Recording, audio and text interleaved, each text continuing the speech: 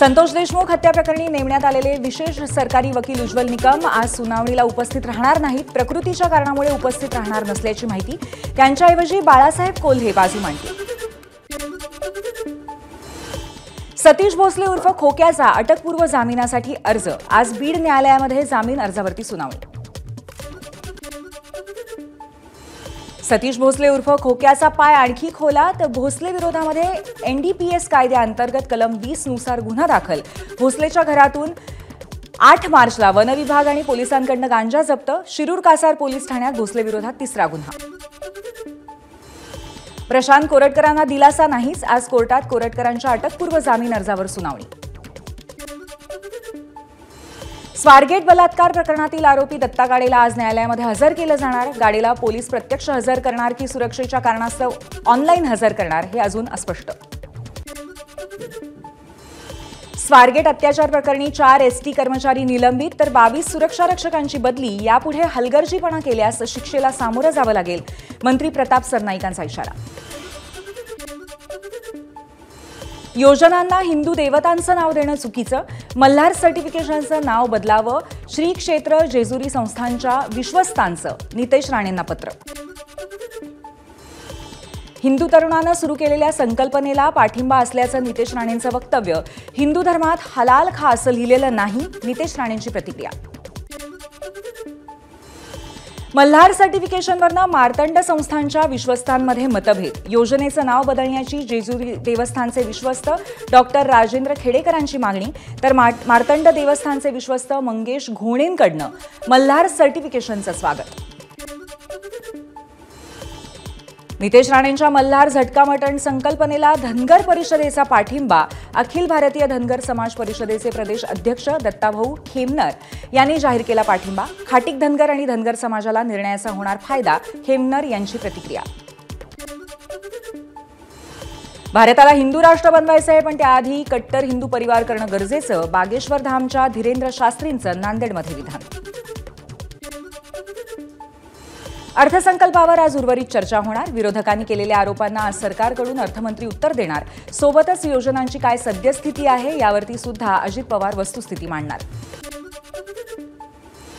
देवगिरी बंगल्यावरती राष्ट्रवादी काँग्रेसची साप्ताहिक आढावा बैठक संपन्न। यावेळी अजित पवारांनी मतदारसंघातील विकास कामांचा घेतला आढावा।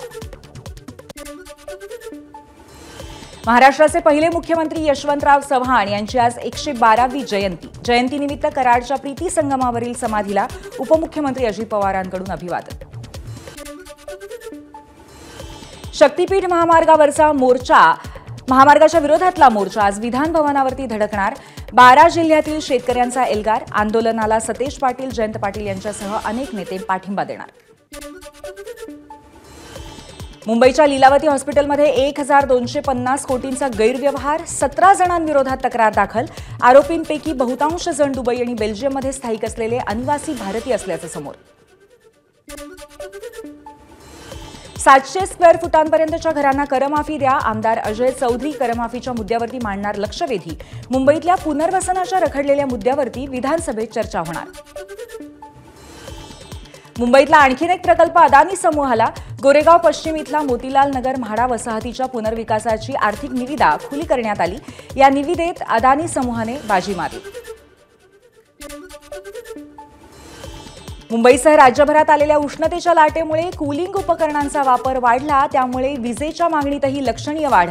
मुंबईत विजेची मागणी 3500 मेगावॉट। पालघरमध्ये डहाणू समुद्रात आढळले तेलाचे साठे। 18,000 चौरस किलोमीटर क्षेत्राहून अधिक मोठं खनिज तेलाचे साठे। 8 वर्षांपासून सुरू असलेल्या संशोधनाला अखेर यश। राज्यातल्या धरणसाठ्यामध्ये यंदा निम्म्याहून अधिक पाणीसाठा, मात्र वाढत्या उकाड्यामुळे चिंता कायम। राज्यातील धरणसाठ्यामध्ये 54% पाणीसाठा शिल्लक।